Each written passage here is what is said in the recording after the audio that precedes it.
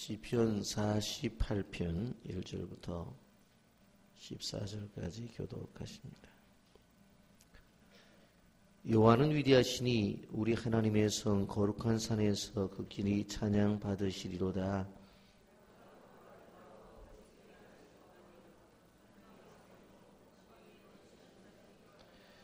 하나님이 그 여러 궁중에서 자기를 요새로 알리셨도다.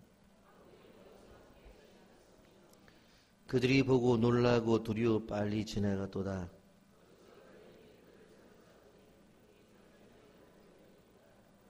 주께서 통풍으로 다시스의 배를 깨뜨리시도다.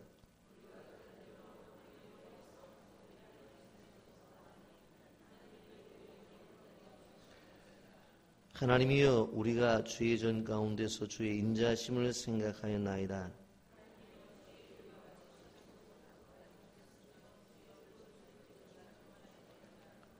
주의 심판으로 말미암아 시온산은 기뻐하고 유다의 딸들은 즐거워할지어다.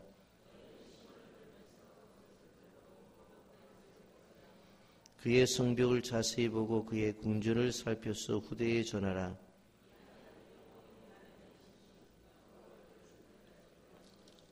아멘. 이 새벽에 자녀들과 함께 새벽을 깨우러 나온 여러분들을 예수님의 이름으로 축복하고 환영합니다. 오늘 시편 48편의 말씀은 시온에 대한 찬양입니다. 시온은 예루살렘에 있는 산 이름입니다. 성경에서 시온이라고 표현되어질 때에 그것은 예루살렘 성전과 이스라엘을 비유로 이렇게 사용하고 있는 것을 보게 됩니다. 한때 우리 서울 시민들이 즐겨 부르던 패티킴의 서울의 찬가라는 노래가 있었습니다. 마치 날아갈 듯한 경쾌한 노래였는데 이스라엘 사람들에게도 이러한 노래가 있었습니다. 오늘 시편 본문은 이스라엘 민족의 찬양시라고 말씀을 드릴 수가 있어 시온의 찬가라고 이름을 붙일만 합니다. 그러면 그들이 늘 부르던 노래가 도대체 어떤 노래인가? 먼저는 하나님의 위대하심을 그들은 늘 노래했던 것을 보게 됩니다. 오늘 1절에 보면 여호와는 위대하시니 우리 하나님의 성 거룩한 산에서 극진히 찬양 받으시리로다. 여러분, 하나님을 얼마나 찬양하고 있는지 오늘 성경은 극진히 찬양을 받으실 분이라고 그렇게 말씀합니다. 우리는 신앙생활을 하면서 오래 하나님을 향해 믿음을 갖고 있다고 그렇게 하는 사람들의 실수는 그 하나님의 위대함과 그 하나님의 영광을 잊어버릴 때가 있다는 것입니다.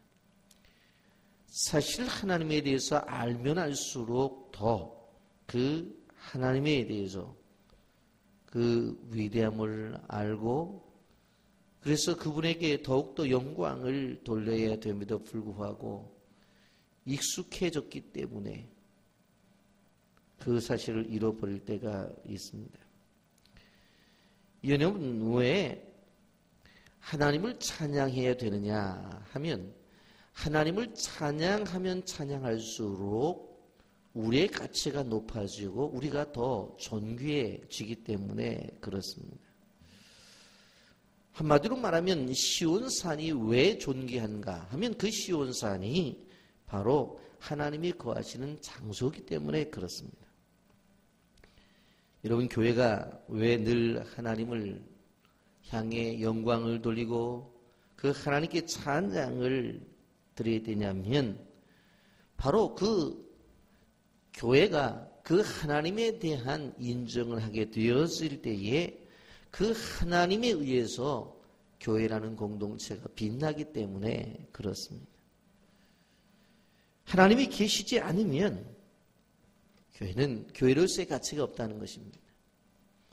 초라하고 아주 작은 교회지만 하나님이 계시는 교회와 크지 그리고 화려하지만 하나님이 계시지 않는 교회를 우리가 생각해 볼 필요성이 있습니다.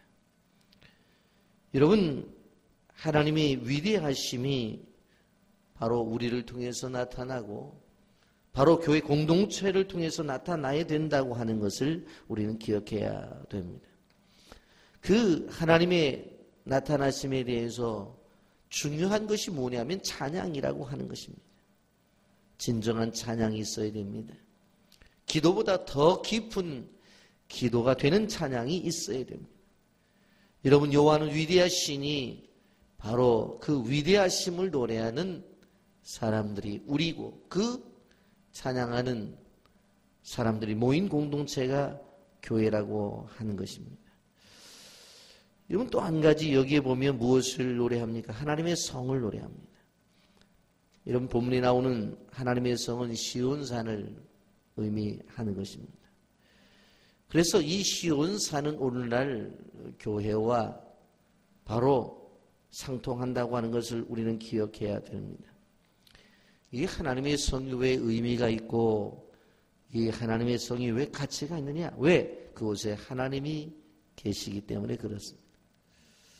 여러분 1절과 2절을 보십시오. 여호와는 위대하신 우리 하나님의 성 거룩한 산에서 극진히 찬양 받으시리로다. 터가 높고 아름다워 온 세계가 즐거워하며 큰 왕의 성 곧 북방에 있는 시온산이 그러하도다. 그렇게 말씀합니다. 여러분, 시온산에 특별한 관심을 보이고 있습니다. 시온산은 예루살렘 남동쪽에 위치한 구름을 말합니다. 우리식으로 말하면 그냥 좀 높은 언덕에 불과합니다.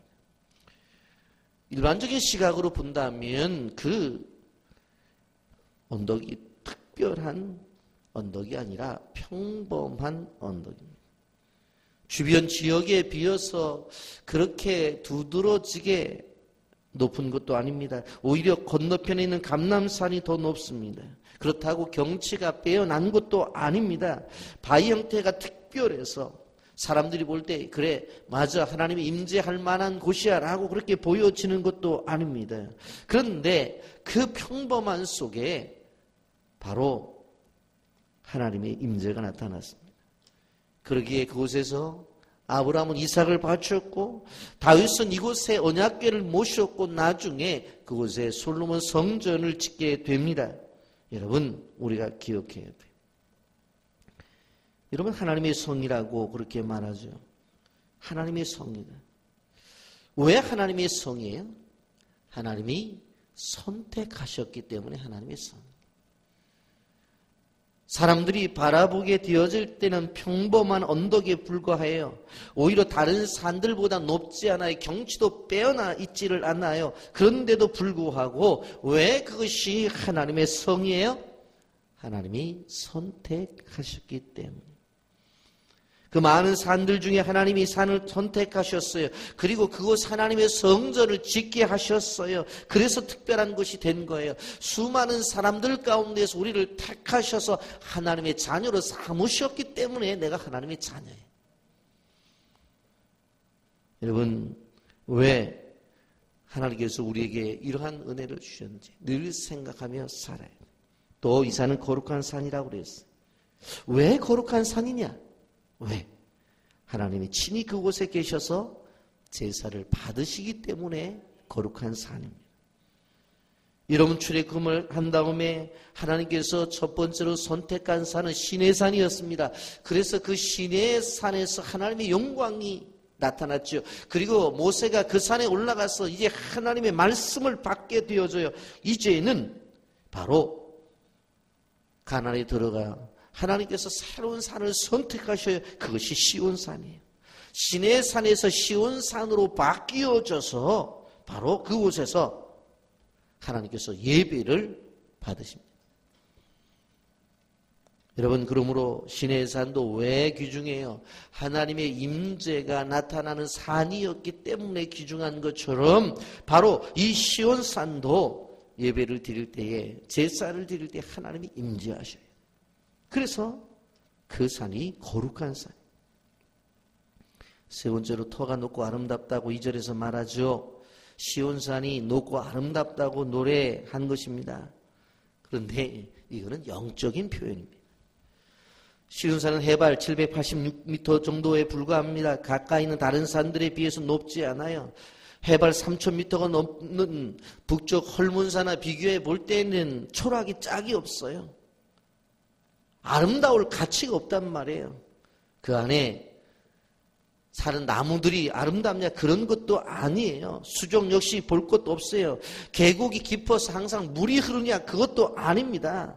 주변에 보면 이 산들보다 아름다운 산이 얼마나 많이 있어요.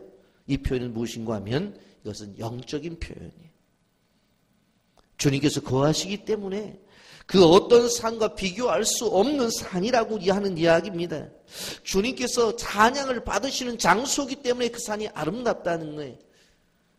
우리가 세상을 살아가면서 세상 사람들과 비교해 볼 때에 물질이 더 많은 것도 아니고 더 많이 배운 것들도 아니에요.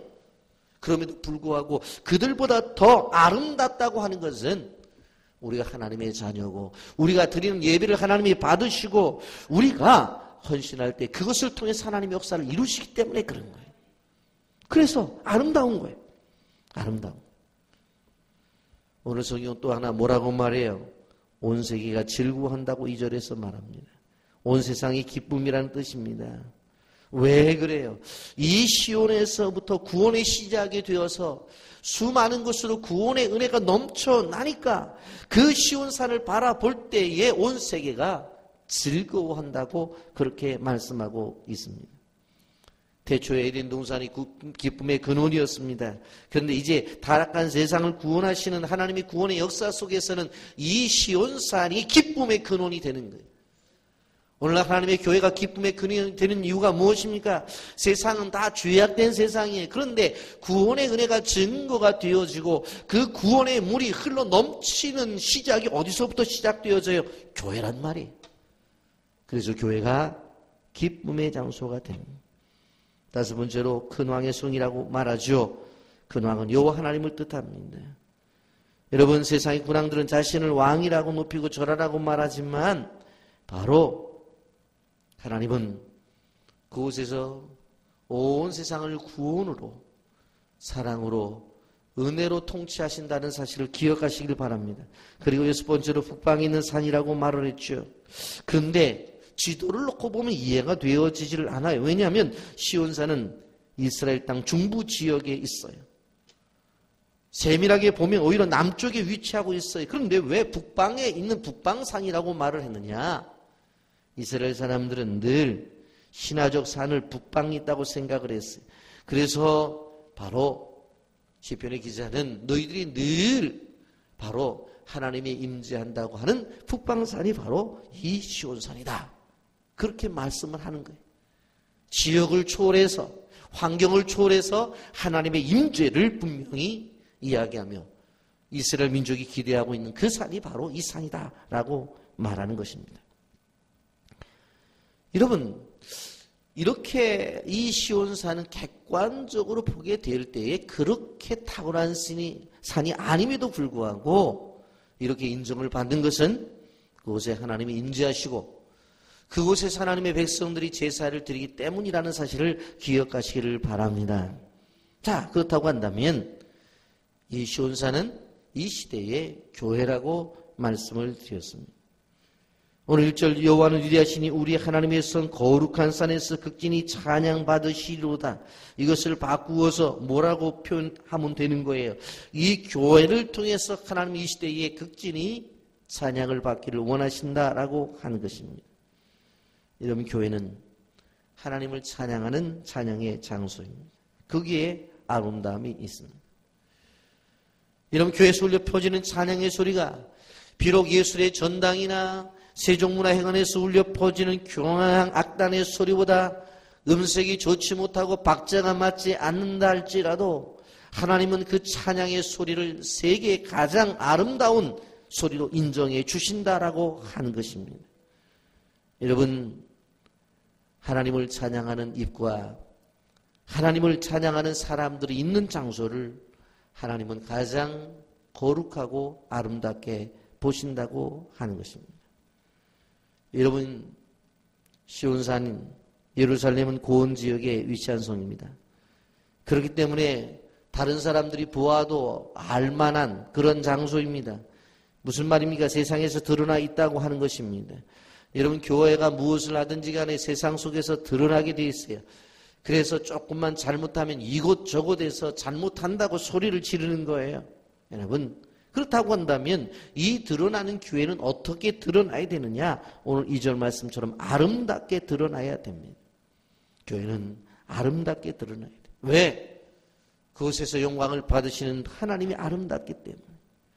그 하나님이 거룩함을 소유하기 때문에 세상 사람들이 바라볼 때도 교회의 공동체는 거룩해야 되고 교회는 아름다워야 돼요. 여러분, 그리고 그 안에 있는 공동체는 즐거워야 된다고 말해요. 즐거워야 된다. 왜요? 죽어가는 세상을 치료하는 처소요, 구원의 처소이기 때문에. 바로 이 일을 교회가 감당하기 때문에. 그래서 그곳에서 빛이 발해지는 거예요. 9절에 보니까 우리 주의 인자하심이 있다고 말했어요. 여러분, 교회는 주님의 인자하심을 받는 장소예요. 그분의 사랑을 받는 장소예요. 여러분, 주님의 거룩함은 바로 세상 사람들을 향해서 엄청난 고통과 두려움을 가지게 하지만 믿는 사람들은 그 세상 속에 살아가지만 평안함을 소유할 수 있다고 하는 것입니다. 라이언 킹을 보셨는지요? 다른 짐승에게는 오미한 왕이지만 아기 사자에게는 자기 목숨까지 바치면서 사랑하는 지극한 아버지의 사랑을 볼 수 있는 것처럼 하나님은 우리에게 이 세상 속에서 그러한 사랑으로 다가오신다고 하는 것입니다. 인도하시는 하나님, 그 하나님이 우리를 지키실 거라는 사실을 기억하며 이 하나님이 우리 모두의 하나님이 되기를 예수님의 이름으로 축복합니다. 아멘.